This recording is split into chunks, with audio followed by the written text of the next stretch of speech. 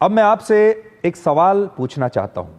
आप भारत को अपनी मातृभूमि मानते हैं या मात्र एक भूमि मानते हैं? दोनों में फर्क को समझिए। आप इसे मातृभूमि मानते हैं या मात्र एक भूमि मानते हैं? और हमारे देश में दोनों ही लोग हैं जिनके लिए ये मातृभूमि है, ऐसे भी हैं, और कुछ ऐसे भी हैं जिनके लिए ये मात्र एक भूमि है।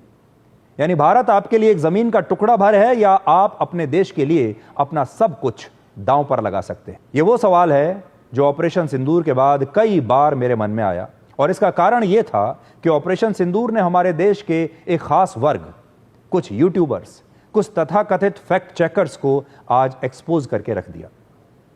ये अलग अलग रूप में हमारे देश में काम कर रहे हैं। कोई अपने आप को कुछ बताता है, कोई कुछ बताता है। इनके रोल अलग अलग हैं। कुछ लोग राजनीति में भी हैं, और इस बार हमें यह पता चला कि हमारे बीच कुछ ऐसे लोग हैं, जैसा मैंने कहा, जो अलग अलग भूमिकाओं में हैं। कुछ यूट्यूबर्स हैं, कुछ सोशल मीडिया इन्फ्लुएंसर्स हैं, कुछ नेता हैं जो भारत की खाते हैं और फिर पाकिस्तान तक इसी भारत की सूचनाएं पहुंचाते हैं, रहते यहीं पर हैं, लेकिन इनके मन में पाकिस्तान बसा हुआ है। यह भी पता चला कि हमारे बीच मुट्ठी भर लोग ऐसे भी हैं जो भारत को बदनाम करने के अवसर तलाशते हैं और अभिव्यक्ति की आजादी की आड़ में भारत के सम्मान का सौदा करते हैं।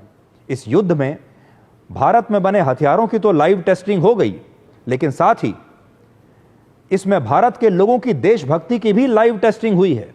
और हमें यह पता चला कि कुछ लोग यूट्यूबर्स, कुछ तथाकथित फैक्ट चेकर्स बनकर, उनके भेष में छिपकर भारत को कमजोर कर रहे हैं, और अब भारत इनकी असलियत को जान गया है। इसलिए आपसे भी हम ये कहना चाहेंगे कि आप अब तक यही सोचते होंगे कि सोशल मीडिया पर अलग अलग तरह के लोग आते हैं, वो अलग अलग विचार आपके सामने रखते हैं, ये सब कुछ अभिव्यक्ति की आज़ादी के लिए हो रहा है, ये सब कुछ अपनी अपनी बात देश तक पहुंचाने के लिए हो रहा है। लेकिन सब कुछ इतना आसान नहीं है। जिस तरह से कितने सारे यूट्यूबर्स इस बार पकड़े गए हैं जो थोड़े से पैसे के लिए पाकिस्तान के लिए काम कर रहे थे, ये तो वो हैं जो खुलेआम जासूसी कर रहे थे। लेकिन अभी ना जाने कितने और ऐसे लोग होंगे जिनके बारे में हमें पता नहीं चला। लेकिन जब आप उनके वीडियोस को देखेंगे, जब आप उनके कंटेंट को देखेंगे, तो ये वो लोग हैं जो भारत की जीत में भी मायूस होकर बैठे हैं।